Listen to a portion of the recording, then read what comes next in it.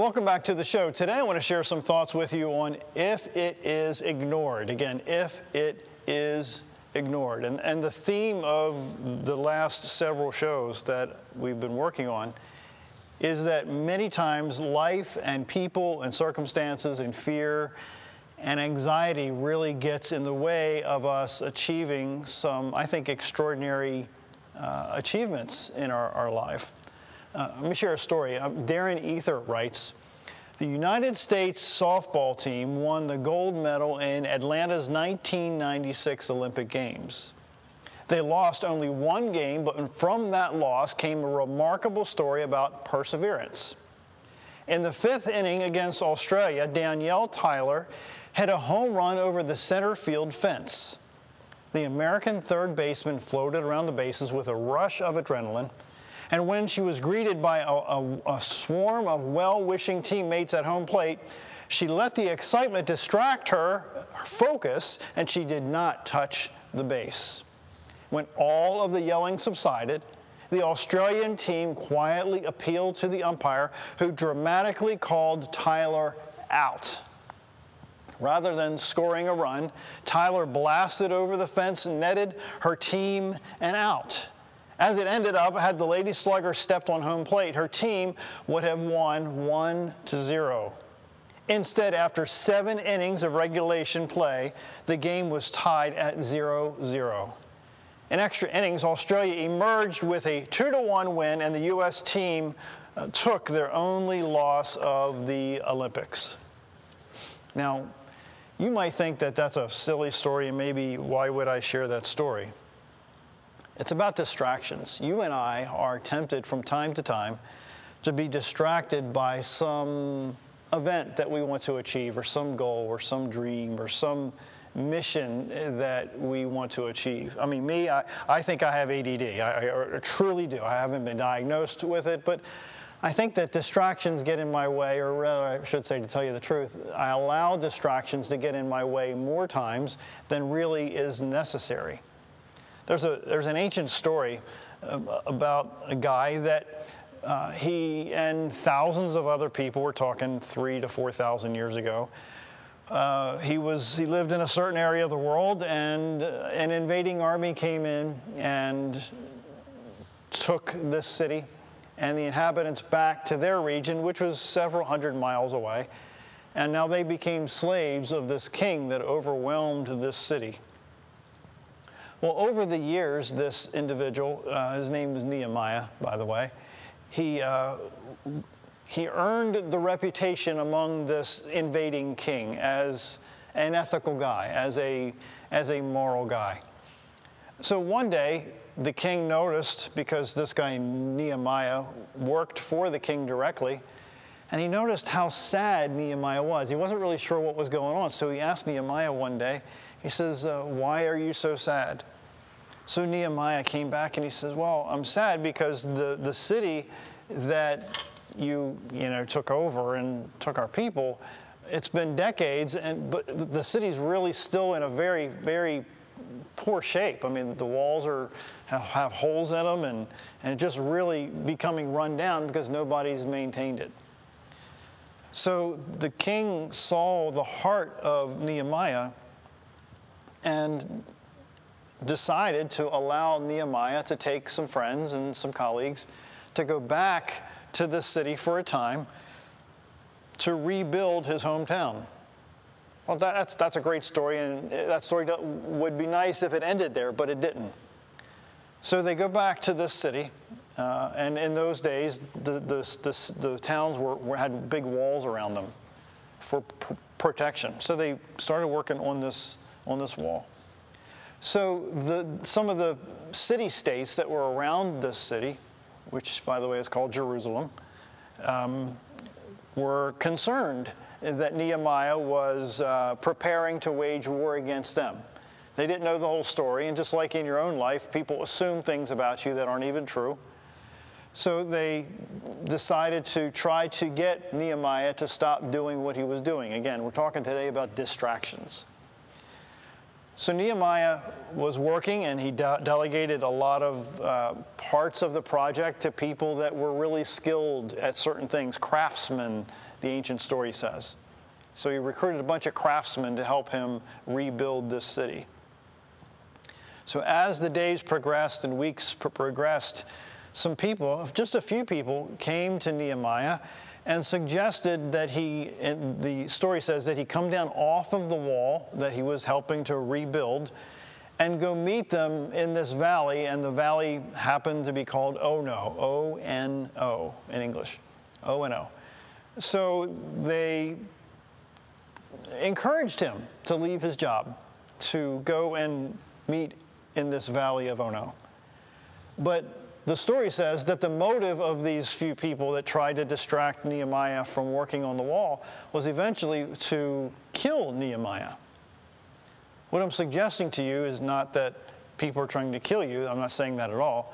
I'm saying that when you allow people in your life to distract you from the momentum of what you're doing or attempting to do, you will not have the tenacity to maintain doing it. That's why for me, most days now, I do not want to go to the gym.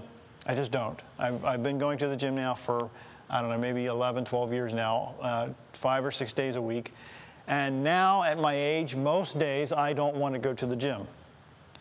But I know that if I don't go to the gym and maintain the habit of going to the gym, then I'm going to erase all the stuff that I've done up to that point, because now the gap between going to the gym is going to get longer and longer, and then I'm going to forfeit all the hard work that I had done. Life is about that also. You're going to have people in your life that are going to try to distract you from your wall, if you will, from the goals and the things that you are trying to achieve in your own life. So there's going to be people that are going to try to pull you down into the valley of Ono, that are going to try to keep you from doing things that maybe you didn't think that you could accomplish in the first place by yourself. But there are people around you that really don't want you to accomplish certain tasks. There's so many stories about people that have attempted to do great things, and they've allowed the distraction of other people who really have no place to go in their lives to keep them from doing the things that they want to do in life. And I'll be the first to tell you that it is not easy sometimes to maintain the momentum of doing the things that you need to get done in your own life. I can remember when I was a kid, my dad got this, for some reason, this kick to go work out at a local school to jog. And at that time I was pretty overweight. I was the last guy to be picked on a sports team in school, and I was not remotely interested in working out back then. I was probably, I don't know, 10 or 12 years old. And in those days, I would get up in the morning, watch the Three Stooges, go to school, come back, watch the superheroes and all the other kid shows that we only had like 4 stations back then. So my day was wrapped around a TV. So you could imagine how being wrapped around a TV and not eating very well, how that weight could add on pretty quick. So we go to, my dad was and is a very type A personality. So my brother and I, we got in the car and went to the local high school, and my father said that we need to start running around this track. Now, again, it's the last thing I wanted to do was run around a track. So we start, my brother was always thin, healthy, ran a lot, did a lot, was always outside, smart guy. So we get on the track, and my father and he start, and they're about halfway or a third of the way around the track. And I decided, look, I am not going to run around this track 3 or 4 times, let alone once. So I cut across the infield and was then ahead of them, in quotes, and came back around, and I won, in quotes. So as my father and brother caught up to me, they were adamant that I cheated, which I did, because I wanted to get it over with. Long story short is you're going to find situations in your life maybe that it's tempting to keep going. Maybe you didn't think that you could accomplish certain things. Maybe you think that the people that are trying to pull you out of doing certain things in your life maybe don't have your best interest at heart, when in fact they're just trying to pull you out of a comfort zone. Many people in the world don't have the initiative to change their own situation. At the time, my father, I guess, was trying to help me get in shape. But, back to Nehemiah's story, his logic was pretty simple. He said that in essence, he said we had to do something about it. We have to fix this problem. But what was interesting in the story was he didn't take the credit upon himself. He shared the credit. Think about that.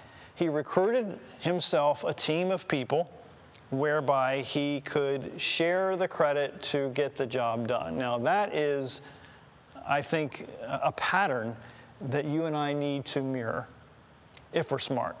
And that is that it is really important that if we want to do anything that's relatively extraordinary, we have to surround ourselves with people that are talented in areas that we are not. There was a time in my business where I believed that my time was better spent doing certain things, so I found some assistants that I hired that were going to do the things that, frankly, I didn't want to do, that I knew I could do, but it would take me away from doing the things that gave me the most return. Think about that in your own life. Let me give you another example. Back in the 1990s, I worked for a particular insurance firm, and my boss at the time, his name is Johnny Tucker. I worked there from 1994 to 2001. And every Friday, I would race home to cut the grass. And one day, I called him Mr. T. He came up to me. He says, "John, why don't you hire somebody to cut your grass so you don't have to race home and miss work, not miss work, but leave right at quitting time, if you will, and instead of hiring somebody that you could invest a little more time at work and earn a lot more than what you're going to pay the person to cut the grass." And it took, I didn't buy into it. I didn't believe it. I thought he was like 20 years older than me. At the time, I really didn't get it. It took me, I'm embarrassed to tell you, several years later to get through my thick head that if I would have listened to him, I would have been able to leverage my time better to do things that I was better qualified to do. And frankly, I could delegate activities and jobs to other people that were more qualified. That's what Nehemiah did. He knew that he couldn't build the entire wall himself, so he brought people around him that were really good at what they did. That's what really smart people do. That's what Bill Gates did with Microsoft. Do you think he invented Windows, or Steve Jobs created the iPhone or the iPad? Of course not. He hired engineers that saw his vision. They put their heads together over a course of a period of time and created some really cool tools that we're still using these days. Again, Nehemiah was not afraid to share the credit of achieving some really amazing things. And if you back up the story a bit more, Nehemiah was not afraid to speak his mind to even people who have authority. And for some of us that are kind of sort of on the shy side, that can be a little intimidating when you're challenged to step up and do something that's outside of what you're used to doing. It's one thing to be concerned about something, but it's another thing to create an environment to change it, to create an understanding, to create a situation, to create an outlook in what you're trying to do to change what you're doing. Let me give you another example. Years ago, many years ago, my wife and I had adopted our fourth child, and we were done adopting. And I decided that we were going to help other people learn how to adopt internationally. So I scheduled a meeting with, we thought there was going to be a conference room full of people, and only, 4 or 6 or 8 people showed up. Really seriously depressed. Our adoption attorney flew in from California to Maryland to be at this huge event that we had marketed for. We did a lot of advertising, and like I said, just a handful of people showed up. Well, as a result, of that meeting, we adopted our 5th and 6th child. As a result of our goal was to help other people adopt, and as a result, we adopted 2 more children within, a year and a half time of that meeting. So sometimes the byproduct of what you're doing for other people and pushing yourself past the distractions of life can enable you to touch the lives of people that you don't even know today. Think about that a minute.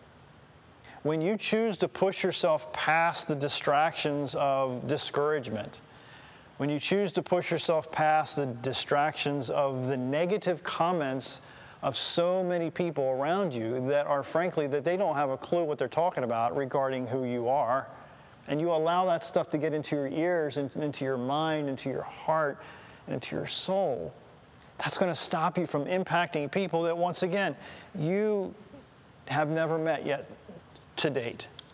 You have to be very, very careful who you allow to speak into your life. There are certain people that I refuse to hang around. I'll be very candid with you. There are a few people, probably more than a few people, that I choose not to hang around because the negativity and the unethical behavior of these people mess with my emotions to the point that it distracts me from doing the things that I need to do consistently. The operative word here is consistently. If you don't do things that are productive consistently, you're going to revert back to what is comfortable. Then it's going to take a lot longer for you to get back on the bandwagon again and do the things that are extraordinary. What I'm asking you to do today is to look at the distractions in your own life. Nehemiah said, I'm going to go do a great work, he told these people who wanted him to go to the valley of Ono. He says, but I cannot come down. He said, quote, why should the work stop while I leave it and come down to you? Again, why should the work stop while I leave it and come down to you? I'll tell you flat out, in my own experience, 8 out of 10 people have no desire to push them past being average and ordinary. I'll say it again. 8 out of 10 people really have no desire to push themselves past being average and ordinary. So if 8 out of 10 people, say it for the third time, have no desire to push themselves past being average and ordinary, then shouldn't you choose the 2 out of 10 people, consistently push them past what they think is comfortable in their own lives? So if you and I, I'm just like you, if you or I choose not to finish completing certain tasks in a consistent manner, they might never get done.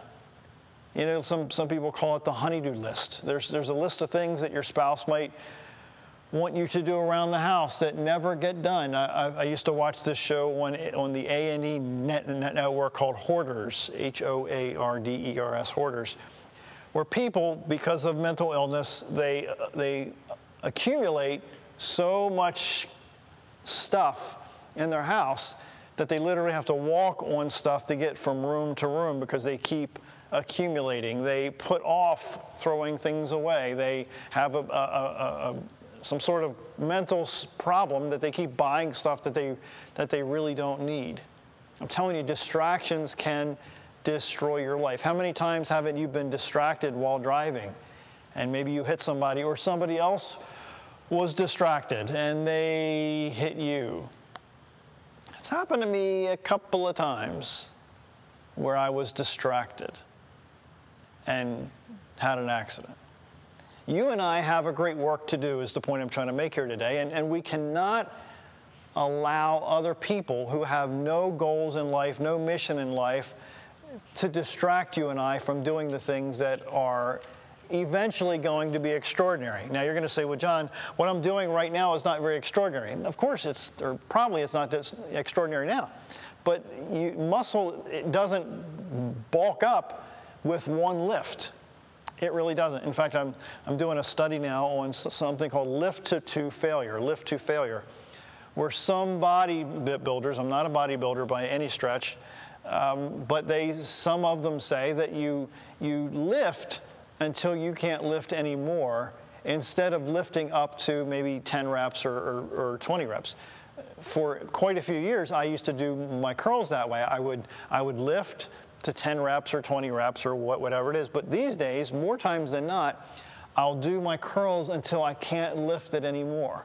And then I'll try to do 1 or 2 more after that. That's when the muscle really starts to be created. So when you think that you can't do any more, or when you think you can't lift anymore, that is the time for you to pull. That's the time for you to lift. That's the time for you to push past the distraction of what you're going through, or push past the apathetic attitude that you might not want to get up and do what you need to do. That's when real muscle is really formed. Consistency, I cannot tell you how important consistency is if you really want to achieve something great in your life. Some people really try to keep you from building that wall, like in the days of Nehemiah. Some people believe that, life is about having fun and having a grand time. I'm not going to argue that point. But for those of us that really want to achieve something extraordinary, that is to be maybe a lot farther ahead than the average person, then you have to do what the 2 out of 10 do instead of what the 8 out of 10 people. I say this all the time in the shows. I really want to try to get that through your head, that if you and I want to achieve anything great, we have to do great things consistently. And I tell you, I've told people in the show multiple times, you have to choose your friends so carefully, because the friends that you hang around will either tempt you to get off the wall, they'll drag you off the wall, they'll have a little carrot that they're going to place in front of you that's going to make you want to get off the wall, and then distract you from doing the things that you need to do to build the wall in your life that will enable you to be stronger and faster and better than you ever thought possible. Consistency is essential if you're going to have an outstanding life. It's, again, I say stuff over and over again because it's so critically important. You can't be stopping and starting and stopping and starting if you ever want to get good at something at all. Nehemiah knew that stopping and starting the reconstruction of the wall really wasn't going to work, so he had his team to stick with it until it was done, and within just a few months' time, it was completed. But how many times have you looked at your own life, you look back, just say 5 years ago, just look back 5 years, and something that you should have had done in a week or 2 or a month or 3 months still isn't done because you stopped and started and stopped and started and stopped and started. I'm telling you, consistency is really the ticket if you really want to achieve anything extraordinary. You're going to say, well, John, consistency is for maybe people that want to be millionaires or zillionaires or CEOs or movie stars. No. I'm not saying that at all. In fact, Zig Ziglar, one of the great teachers in business, said one time, a lack of direction, not a lack of time, is the problem. We all have 24 hours in a day. We all have 24 hours a day. Steve Jobs, the great Steve Jobs, Apple CEO. Focusing is about saying no. Think about that for just a second. Focusing is about saying no. The older I get, the more I have found that it's becoming easier for me to say no. Because I know that I have a limited amount of space, a limited amount of time, a limited amount of energy, a limited amount of attention in a day's period of time. So am I going to waste that time, energy with people that aren't really going anywhere in life? Or am I going to leverage, intentional word, leverage that time to do something that is beyond what most people can achieve? Warren Buffett, the billionaire investor, said, the difference between successful people and very successful people is that very successful people say no to almost everything. I'll read the last part. Very successful people say no to almost everything. Again, Nehemiah focused his energy and passion to really complete a job that's now still parts of the Jerusalem wall still standing that he helped reconstruct. 3,000 years later. The great boxer Sugar Ray Leonard said, to be the best, you need to spend hours and hours and hours running and hitting the speed bag and lifting weights and focusing on training. Again, hours and hours. These great people in business, or famous doctors, or attorneys, or movie stars, or any category you pick, they didn't fall to the top. They created an environment in their life that was extraordinary as a result of the habits that they maintained, and they still maintained to this day. The great martial artist Bruce Lee said, I fear not the man who practiced 10,000 kicks once, but I fear the man who has practiced one kick 10,000 times. Let me share that again. I fear not the man who has practiced 10,000 kicks once, but I fear the man who has practiced one kick 10,000 times. So I end the show today with a reminder to you to not allow the distractions of life to get you off of the wall that you're trying to build in your life, or the goals or the missions or the task or anything that's extraordinary in your own mind. Maintain the tenacity, maintain the habits, maintain the momentum if you want to achieve anything great in your life. My name is John Carver. Thanks for watching, and we'll be back real soon.